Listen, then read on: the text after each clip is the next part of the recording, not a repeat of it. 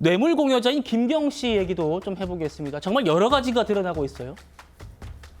강선우 의원을 비롯해서 민주당 현역 의원들 여러 명에게 차명으로 고액을 후원한 정황을 경찰이 포착했습니다. 자, 먼저 강선우 의원에게 건설사 대표 A씨, 이 사람 이름으로 500이 후원됐는데 알고 봤더니 김경 동생이 설립한 회사의 대표였습니다. 강선우에게 500만 원이 후원됐는데 모 회사 대표 부부 이름이었어요. 그러니 보니까 김경 소유한 상가 입점돼 있는 곳의 대표 부부였습니다. 이렇게 쪼개기로 차명으로 후원된 게 의심된 사람만 26명에 달한다는 겁니다. 다음이요. 뒷돈 차명 송금을 하기 위해서 어떻게까지 했느냐, 이렇게까지 했답니다.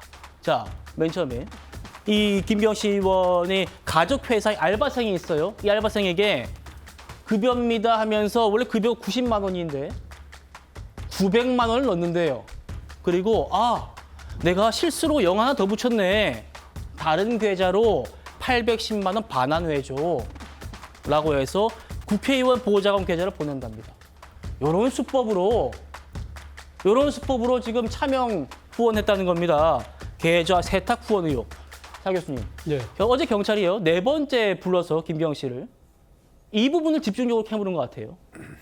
제가 정치권에 한 30년 동안 이렇게 지켜보면서요. 여러 방법의 불법 정치 자금을 수수하는 경우를 많이 봤습니다. 예. 이번 알바를 통해서 이 계좌를 세탁하는 저도 처음 방식은 봤어요, 이런 정말 거는. 기상천외하다는 생각이 기상천외하다. 듭니다. 예. 사실 지금 그러니까 이 왜 직접 못 죽겠습니까? 만약에 이것이 탈이 날 경우에 계좌 추적 같은 경우가 됐을 경우에 바로 드러날 수 있기 때문에 자신의 이름으로 줄 경우에는 그것이 그러니까 그 관계가 바로 드러날 수 있잖아요. 그러니까 일종의 그 알바를 한 친구에게 임금 형식으로 지급을 하는 식으로 해서 수사기관의 뭐랄까요 시선을 돌리는 것이고요. 그리고 나서 알바생한테 공 하나 더 붙였네. 그 나머지 돈을 돌려받는데 내가 또 A라는 딴 사람한테 줄 돈이 있으니까 그걸로 좀 바로 쏴줄래? 그런 식으로 하면 말 그대로 계좌를 세탁할 수 있는 세탁이죠, 것이고. 이건. 그리고 또 왜 900만 원이냐? 사실은 1,000만 원 이상의 현금이 오갈 경우는 FIU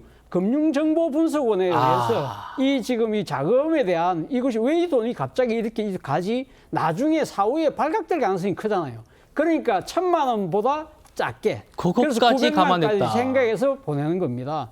정말 치밀한 거죠. 그런데 사실 보면 왜 저렇게 하느냐? 뭐 물론 자신이 앞으로 계속적으로 정치적인 이 도약을 위해서 일종의 유력 정치인들한테 보험금 넣는 것도 있지만 이번에 강선우 의원에게 돈을 1억 전달하고 난 뒤에 그걸 빌미로 해서 공천권을 그러니까 따냈잖아요. 예. 일종의 뭐랄까요? 자신이 정치적 도약을 할 때 나름대로 이 정치적 족쇄를 미리 걸어두려고 하는 그런 치밀함이 정말 노골적으로 드러나는 것이기 때문에 과연 저런 사람이 저런 분이 이 대한민국의 지금 민의를 대변한 선출직 공직자가 됐다는 그 자체가 정말 개탄스럽습니다.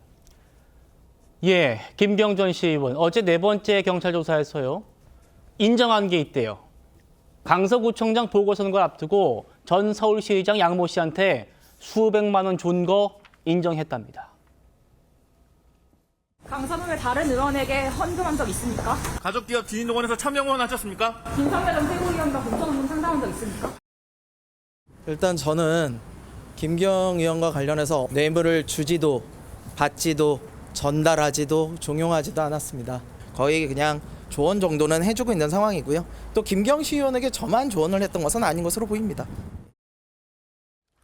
어제 저희가 보도해드렸습니다. 양모 전 서울시의회 의장, 지금 보신 김성열 전 민주당 보좌관과의 통화에서 양모 씨한테 비의원에게 부탁하려고 한다라면서 돈을 잔뜩 달라더라. 그래서 줬다라는 얘기를 해요.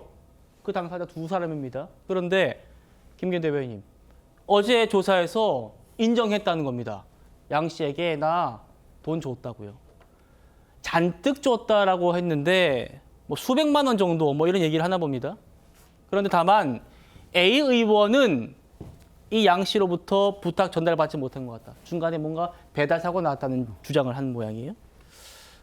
그러니까 뭐 인정은 하되 자신에게 유리한 정황을 좀 많이 부각해서 진술하나 봅니다. 어떻게 보십니까? 그러니까 녹취가 있는 부분에 대해서는 전면적으로 부인하기는 좀 어렵기 때문에 돈의 액수를 좀 줄이고 그다음에 종국적으로 돈은 전달되지 않았고 배달 사고가 났다. 이런 식으로 조금 보면 범죄 혐의를 축소하려고 하는 것 같습니다. 아까 잔뜩 줬다 그랬는데 수백만 원으로 줄인 것이다. 잔뜩이 이분이 재산이 많지 않습니까? 그리고 강선우 의원을 처음 만난 자리에서 1억 원을 줬거든요. 예. 그렇다면 잔뜩 줬다면 제가 볼 때는 1억 원 알파가 될 수밖에 없는데 그리고 이분이 이제 김성열 전 개혁신당 수석 최고위원과의 전화 통화 녹취가 또 나온 게요. 이것뿐만이 아닙니다. 뭐라고 되겠냐면 상황을 뒤집기 위해서 비용이 든다 이런 얘기를 수석 최고위원이 하니까 뭐라고 얘기하느냐. 공천이 되기만 한다면 이런 표현을 씁니다. 그렇죠. 결국 공천되면 비용 드는 건 전혀 문제가 안 된다는 겁니다. 예. 그리고 또 돈을 너무 많이 썼다. 돈을 많이 썼다 이런 표현도 했습니다. 그렇다면 뭐 잔뜩 돈을 많이 썼다 이런 표현을 보면 이분은 사실 자리를 얻기 위해서 공천을 얻기 위해서는 돈을 많이 소위 말해서 이분 입장에서는 투자를 한 거죠. 그래서 어땠습니까? 서울시 의원이 돼서 상임위 쇼핑을 통해서 가족 관련 회사를 만들어가지고 다 돈을 회수하지 않았습니까? 수백억을. 그런 차원에서 봤을 때 이 사람은 돈을 주는 게 한 개인에 의해서 굉장히 예외적인 상황이 아니라 돈을 통해서 공천을 계속 받아왔던 게 아닌가 예. 그런 생각을 하는 게 합리적입니다. 알겠습니다. 경찰이 다음 주 초쯤에 이 두 사람, 강선우, 김경 두 사람에 대해서 구속영장 신청할 가능성이 매우 높다고 합니다. 함께 지켜보도록 하시죠.